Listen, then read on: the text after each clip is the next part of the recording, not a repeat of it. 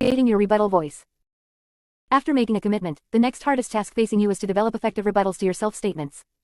It will help greatly to imagine a person as your rebuttal voice, someone else who can stand up to your pathological critic when you're down. This person becomes the champion of your cause, your advisor, your teacher or coach. Here are some suggestions. Healthy coach. If you are athletically inclined, you might like the idea of a healthy coach. This is the person of experience who is committed to helping you win. He or she gives you pointers and pep talks, sets up a regimen of healthy things to do each day, and keeps you fit and motivated. Accepting friend. This is a friend who has known you for years and accepts all your quirks and failings. There's nothing you can't say to this friend and nothing your friend says can hurt you. This friend is totally on your side, ready with understanding, and able to remind you of your good points when you forget them yourself. Assertive agent. Picture a Hollywood or Broadway agent who is totally dedicated to you. He or she is out there shouting your praises from dawn to dark. Your agent thinks that you're the greatest, you can do anything, you're going right to the top, you can't fail. Your agent is a shoulder to cry on, a reservoir of confidence. 71. Self-esteem. Rational teacher. This is the stern but kind, rational but warm teacher who lives only so that you may learn. He or she points out opportunities to learn and grow. Your teacher's comments are always factual and insightful, enlightening you and showing you how the world works and how you work in it. Compassionate mentor. This is an older, wiser person who has chosen to guide you in your development as a whole and healthy human being. This mentor has seen everything, lived through everything, and is an invaluable source of good advice. The chief characteristic of your mentor is a deep and abiding compassion for you and all living things. You are totally safe with your mentor. You can choose one of these personae for your rebuttal voice or make up a voice based on somebody you know, read about, or saw in a movie. It could be a priest or rabbi, an admired movie actor, or even an alien from another galaxy, whoever you feel safe with, whoever will help. You can even imagine an entourage of these people who go everywhere with you, speaking up to give advice and support as needed. When you rebut your pathological critic, hear your imaginary support person speaking to you in the second person, addressing you. Name. No, John, you're not weird. You have a vivid imagination and a unique way of looking at things. You have a right to your own point of view and your own feelings. Paraphrase the statement in your mind, using the first person and changing the words to make them stronger and drive the point home. That's right, I am not weird. I have a vivid imagination. I have my own slant on things, and that's a valuable trait. I have a right to be different if I feel like it, and I refuse to call myself names anymore. Rules for rebuttal. But what should these rebuttal voices say? How do you refute distortions like mind reading or emotional reasoning that seem so right, so unassailable? In compose an effective rebuttal to a distorted self-statement, there are 4 rules to take into consideration. 1. Rebuttals must be strong. Imagine your rebuttals spoken in a loud, forceful voice. If you invent a coach or trainer or mentor to be your rebuttal voice, make that person strong and forceful. Your pathological critic is powerful, with years of experience in delivering devastating messages to you. You need to counter with equal or greater force. Try beginning your rebuttals with a loud mental exclamation that will shock your critic into silence. No. Or, shut up. 72. Cognitive distortions. Or, liar.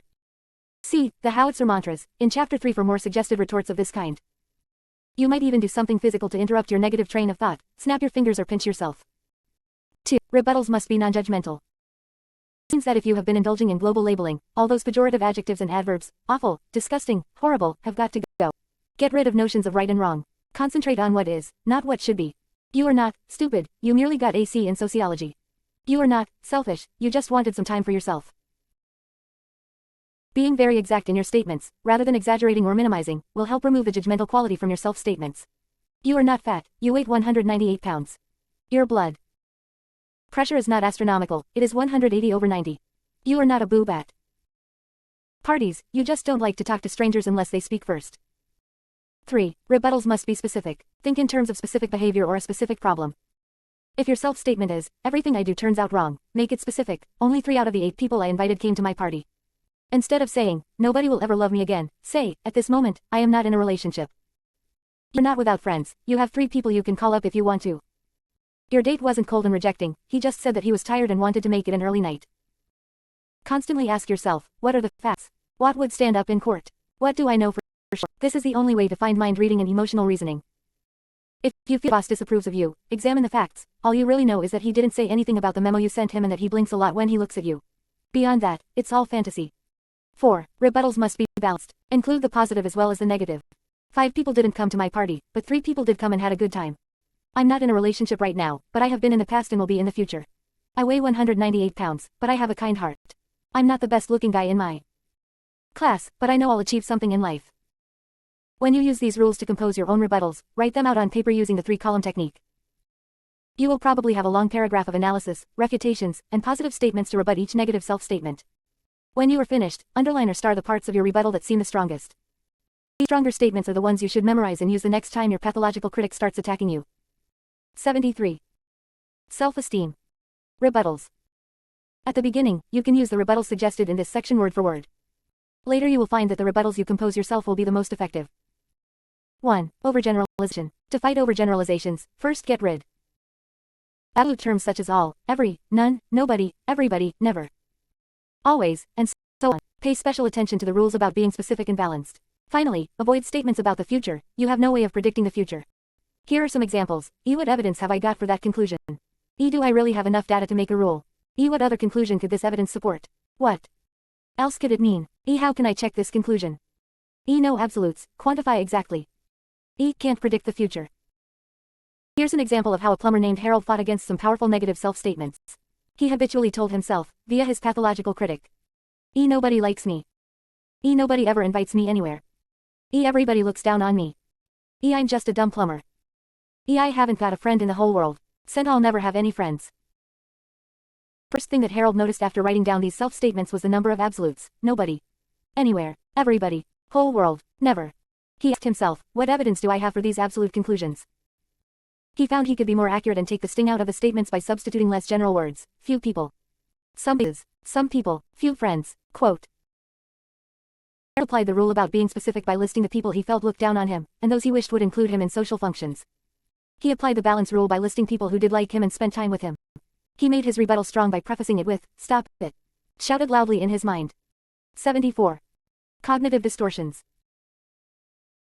Finally, Harold deleted the judgmental label, dumb plumber, balanced it with his good points, and warned himself against predicting the future. Here is Harold's full rebuttal. Stop it. What evidence do I have for these absolute conclusions? I haven't met everybody in the world. Haven't been everywhere in the world. Some people like Bob seem to dislike me. But others like Gordon like me a lot. Ralph and Sally didn't invite me to their picnic. But my dad, Molly, and Mr. Henderson often invite me over. Registered so I do have some friends. Probably will have friends in the future. So stop it. Stop predicting loneliness. I'm a good plumber. Asterisk. Plumbing is a respectable trade. The statements marked with an asterisk are the parts of the rebuttal that Harold found most powerful. These are the parts that he memorized and remembered to use whenever his pathological critic started telling him that he was friendless and dumb. 2. Global labeling. When you write your negative self-statements down on paper, look for nouns, adjectives, and verbs that are judgmental global labels. Look for nouns such as slob, failure, bum, ingrate, coward. Adjectives can be the worst: lazy, stupid, ugly, weak, clumsy, hopeless. Even verbs can function as global labels: to lose, to err, to fail, to waste, to disgust. When fighting global labels, being specific means realizing that your label is referring only to a part of yourself or of an experience. Be specific by replacing the label with an accurate definition of what you don't like. For example, instead of, "I'm fat," say, "I'm 15.5 pounds over my ideal weight." Instead of saying to your self, "I acted like a jerk," say, "I stammered when she asked me about my old girlfriend." Balanced involves describing some of the many parts of yourself to which your label does not apply. I'm 15.5 pounds overweight, but I carry it well and look good in my new clothes. I stammered when she asked me about my old girlfriend, but I told the story about the old doctor well. Some self-statements to get you started in rebutting global labels. 75. Self-esteem. Stop. That's just a label. That's not me, that's just a label. Labels exaggerate a tiny part of me. No more labels, be specific. Refuse to call myself names. Exactly what do I mean by underscore underscore underscore? My experience is too limited for global labels ever to be true. Labels are mistaken opinions based on limited experience. I have far more good points than bad. Here is an example of a global labeler who broke the habit. Peg was a mother of 4 whose critic typically assaulted her with a barrage of labels. Call yourself a mother. You're the wicked witch to your kids. You failed Billy. He's backward. Registered, you ignore the older kids. They're running wild. Peg wrote these self-statements down and underlined all the global labels: wicked witch, failed, backward, ignore, wild. She began rebuttal by replacing the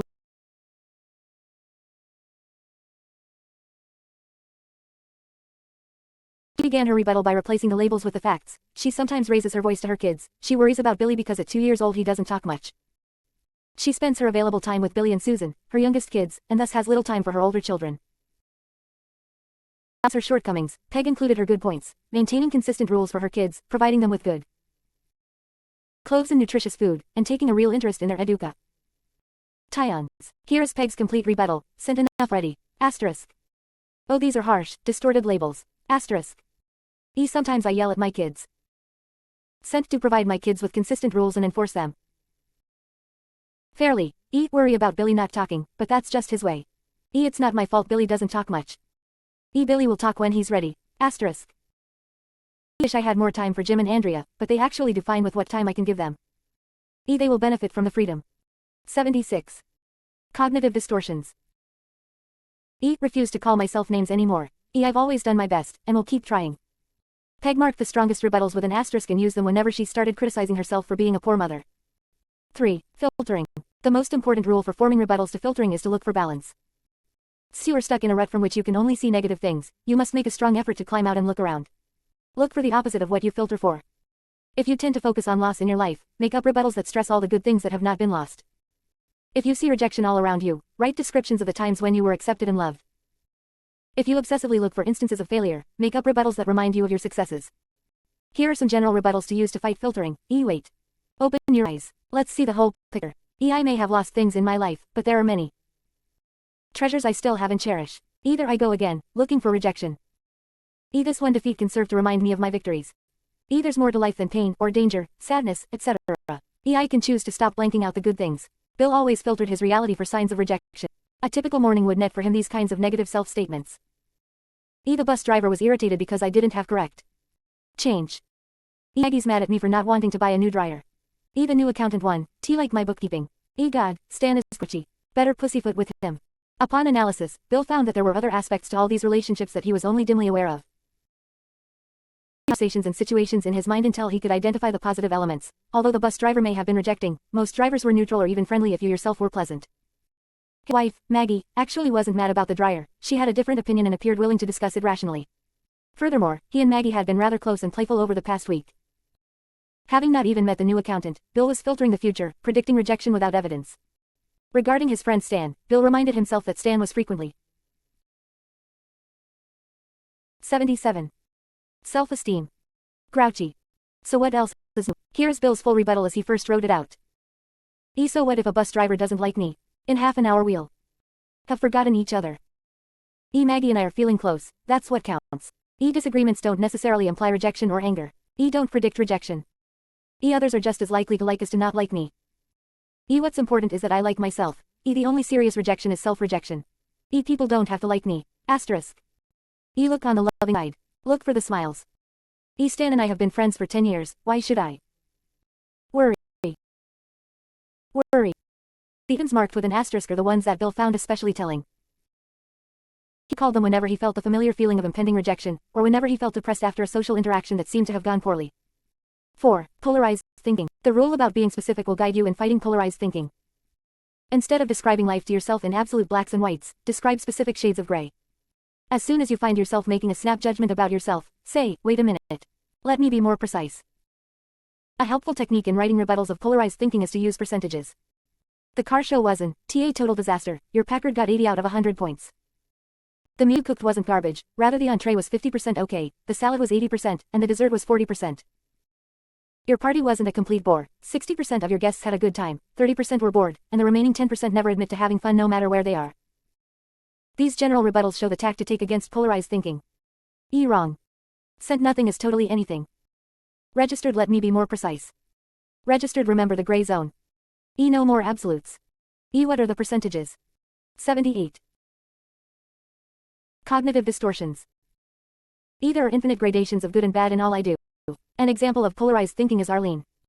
She was a loan officer at a bank, a job that unfortunately reinforced her tendency toward polarized thinking. Applicants either qualified for their loan or not, with no middle ground. Arlene's problem was that she applied this same rule to her own performance. She was either perfectly competent at her job, or she was incompetent. Her pathological critic put it like this.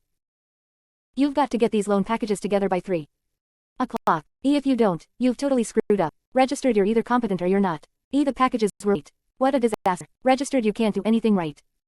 Registered you're completely disorganized. Just look at this desk. If you don't do this job right, you'll end up on welfare. Arlene countered this polarized thinking by creating a rebuttal.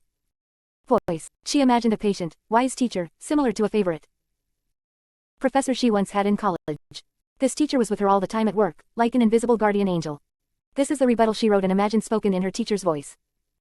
Slow down, now. Asterisk. Stop thinking in black and white.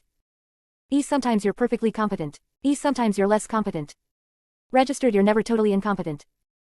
Not every job is life and death. Asterisk. Not every missed deadline is a disaster. You're punctual 90% of the time. Your job is secure and you do well. Everybody makes mistakes. This is not the end of the world. Asterisk. Work. When she heard her pathological critic start up, Arlene had her teacher rebut with the starred statements. 5. Self-blame. To rebut self-blaming statements, you must rigorously weed out judgmental statements and replace them with balanced ones. State the facts of the situation without judging your self, and use reinforcing self-statements like the following. 79. Self-esteem. No more blaming. Everyone makes mistakes, it's just human. No brooding. The past is over and I can do no more about it. I can acknowledge my mistakes and move on. I always do my best according to my awareness at the moment. Let it go. I am not in charge of others. I don't have to blame myself for others' behavior. I accept the consequences of my actions, but I will not wallow in guilt for past errors.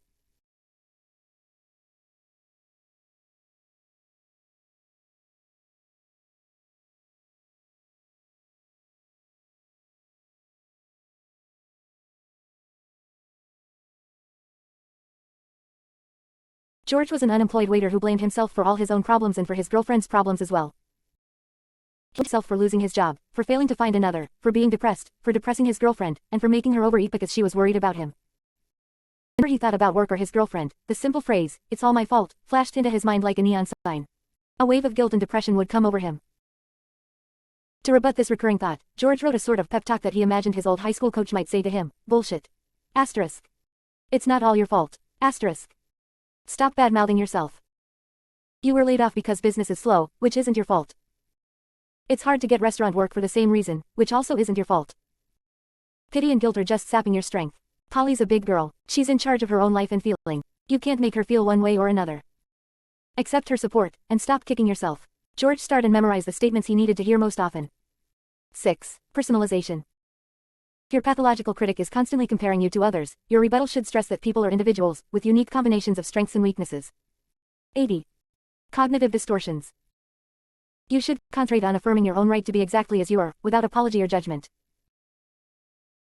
Your solution takes the form of assuming that every situation or interaction involves a judgment of you personally. You should compose rebuttals that point out the fact that most of what goes on in the world has nothing to do with you. Encourage yourself to check things out, to assume nothing. Here are some typical rebuttals effective for countering a pathological critic who is given to personalization. Hold it. No comparisons. Everybody's different, with different strong and weak points. I'm just me, without comparisons. Can describe myself accurately, without reference to others. Assume nothing. Check it out. Registered, most of the universe has nothing to do with me. Don't be so paranoid. Everybody else is too concerned with their own act. They're not watching me.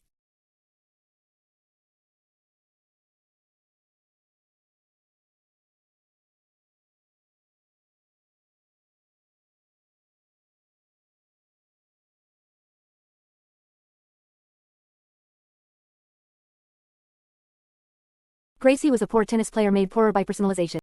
She felt that everyone on adjacent courts was aware of her play. She was constantly comparing herself to the others around her and nearly always deciding that her play was inferior. This is what her pathological critic had to say. All eyes are on you. Wow, what a serve. Mine isn't half as fast. Look how Denny is always in position, while I'm tripping over my own feet. My partner's quiet. What did I do? Missed. Damn, I look like an amateur. It got so bad that finally Gracie avoided playing. She had to spend a week thinking about her pathological critic's attacks and getting them down on paper. Then she composed the following rebuttal. Stop this. Asterisk. T's just a game, to have fun. Asterisk. Everybody else is concentrating on his game. Athletic ability doesn't determine worth. Stop comparing.